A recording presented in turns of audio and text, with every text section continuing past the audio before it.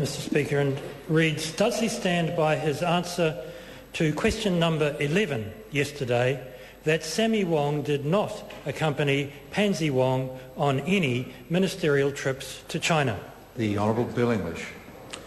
On behalf of the Prime Minister, yes, because yesterday's question specifically asked whether the Prime Minister approved Pansy Wong having private time on any of her ministerial trips to China and whether her husband had accompanied her on any of those visits. Mr Wong did not accompany Pansy Wong on any ministerial visit where she had private time. The Honourable Pete Hodgson. Does he think it is a good idea to be a smart aleck with the truth when yesterday answering a primary question on notice? Order. That question really is members. You know, the standing orders don't allow members to ask questions that make that make remarks that are unparliamentary really to the minister. I invite the member to repeat his question in a way that really brings it within. I'll polish it up, mate. I'll polish it up. Point of order, the Honourable Clayton Cosgrove. Are you ruling that there are a number of words, as you say, which are unparliamentary? Is smart aleck one of those words now? No, I hear the Honourable Member. The member makes a fair point of order, and I chose my words poorly. With respect to debate, the member's quite right that smart aleck is not an unparliamentary expression with respect to debate. With respect to the standing orders around the asking of questions, though, they're somewhat different, and questions are not meant to contain allegations or assertions that are unfortunate. And I think it is unnecessary to the question being asked. I'm sure the question can be phrased in a way that doesn't accuse a minister of being a smart aleck, and that's the issue. And I accept the member's point of order as well made. It does not. I'm not ruling out that language. It's just with respect to questions, they shouldn't contain that sort of language. The Honourable Pete Hodgson. Does he think that it is a good idea to answer a question on notice in that manner, especially when the Prime Minister has already answered a written question, number 35737, to give a completely different answer? The Honourable Bill English. Mr Speaker, the Prime Minister believes in answering the questions that are asked. The Honourable Pete Hodgson. Can he recall that he, the Prime Minister, himself went to China in April 2009, and that before Mr Sammy Wong joined him on his trip, Mr Wong's private self-funded business travel included a visit to one or more schools in Wuxi City as, quote, Maclean College's sole agent, close quote? If so, why did Mr McPhail conclude, in paragraph 96 of last Friday's report, that Mr Wong's, quote, Chinese business interests are limited to the hovercraft company, close quote? The order. Just before I call the minister, I may have to invite the member to rephrase his question, because the minister's got no response. The Prime Minister's got no responsibility for trips that are not ministerial visits. And neither does the Prime Minister have any responsibility for the investigation conducted by Parliamentary Service. But I don't want to deprive the member of his question, so I suggest that he rephrase his question. The Honourable Pete Hodgson. Point of order, the Honourable Bill English. Speaker, generally in the House, members are not given the indulgence of having several attempts at re-asking several questions. Mr Hodgson appears to have been given that opportunity, and I'd be interested to know just what the rules are now about questions which are either out of order or misdirected, how often any member of the House is going to get the opportunity to re-ask the question. Well, that's a matter for the Speaker, and what I could have done was, if I had been absolutely certain of the entire question, said a certain part of it was in order, because I believe a certain part of it was in order.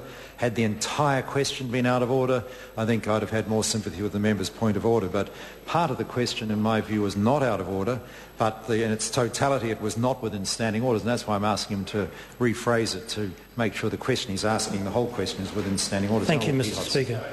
Can he recall that he, the Prime Minister, himself went to China in April 2009, and that before Mr Sammy Wong joined him, Mr Wong's private, self-funded business travel included a visit to one or more schools in the Wuxi city as, quote, Maclean College's sole agent, close quote. If so, does he understand why Mr McPhail concluded in paragraph 96 of last Friday's report that Mr Wong's, quote, Chinese business interests are limited to the hovercraft company, close quote? Well, the dilemma I have with the question asked is that the Prime Minister has absolutely no responsibility for Mr McPhail's report, and neither does he have any responsibility for a private travel by Mr Sammy Wong. The Prime Minister certainly has responsibility for the Prime Minister's own trip that the member referred to in his question. But the dilemma I have is the question goes way beyond the Prime Minister's responsibility. And that's why I asked the member to rephrase it. And it seems to me that he's essentially asked the same question. Point of order, the Honourable Trevor Miller. Mr Speaker, I think there are 2 points that you've indicated the question of responsibility. That my colleague did make it clear that Mr Wong, as part of his private travel, joined the Prime Minister as part of a business delegation. Number one, that is a link which goes to responsibility for someone who was part of a business delegation that the Prime Minister was leading to China. The other point was, and you have ruled on a number of occasions from what we regard as National Party patsy questions, that ministers can be asked about reports. This is a report. It's a report which has been made public. The Prime Minister has commented on it, and the Prime Minister has used that in his decision-making process as far as the formation of his cabinet is concerned. Sir, it is not his report, sir, it's no different, in my opinion, to him being asked to comment on a report in the Dominion. The point is a fairly made point that understanding orders at the moment, opinions can certainly be sought, and so long as the question, that is the way that the question is interpreted, that is only an opinion being sought, I will allow the question. But what would have been helpful in the question, and the asking the question, if the linkage the member has just made under point of order to the Prime Minister's business delegation had been made in the question, it would have helped with that linkage. But I'll allow the Minister to answer the question. The Honourable Bill English. Mr Speaker, in answer to the first part of the question, yes. The Honourable Pete Hodgson.